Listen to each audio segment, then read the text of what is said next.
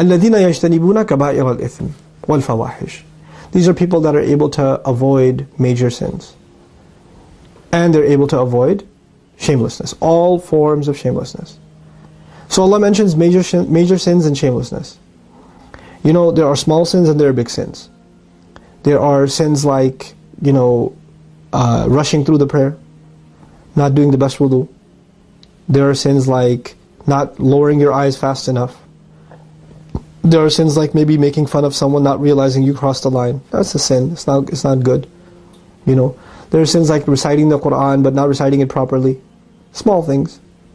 There are sins that you can not even realize you're doing. But then there are major sins. The consumption of haram, like you're drinking a beer. You know, the zina of the eyes. It's pretty major. Actual zina. Killing somebody, consuming riba, earning riba, you know, endorsing it, saying something that Allah has made haram, that it's no big deal, it's okay, it's halal, Allah will understand. Things like that. These are major sins. Allah says, you want to be people of the afterlife? Number one thing you give me is don't do major sins. Kaba'ir al-ithm. Stay away from the big stuff.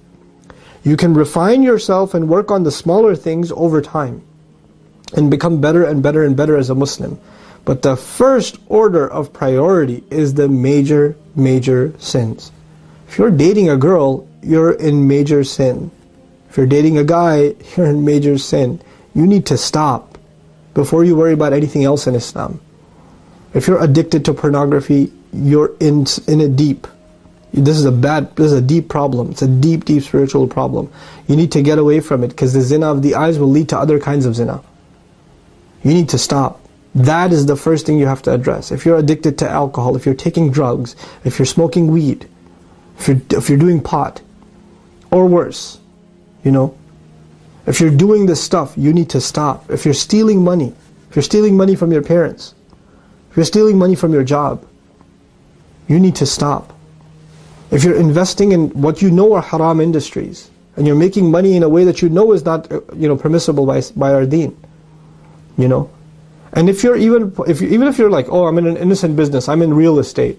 Okay, that's innocent enough, but I rent out my warehouse to a club. Okay, you're not clubbing, you're just renting it out to them. You are perpetuating evil. You may not be the fasid, you may not be the corrupt one, but you are the cause of corruption. Without you renting it out, it wouldn't exist. So you're complicit. You're complicit in that. Stop doing the major stuff first. And then the second line of defense, personally, wal fawahish, all forms of shamelessness, you need to stop. And I particularly highlighted shamelessness as I was talking to you, dating, pornography, this sort of thing. Why? Because Allah took major sins and immediately after highlighted in particular, shamelessness and all forms of it. Any act of it, any manifestation of it, anything that takes you close to it, avoid it altogether. وَإِذَا مَا غَضِبُهُمْ يَغْفِرُونَ. And when they get angry, then they are able to forgive. These are the things that we need to prioritize, and these are the goals you need to set for yourself. How will you surround yourself with people that will help you avoid major sins? That will give you fresh company, good company.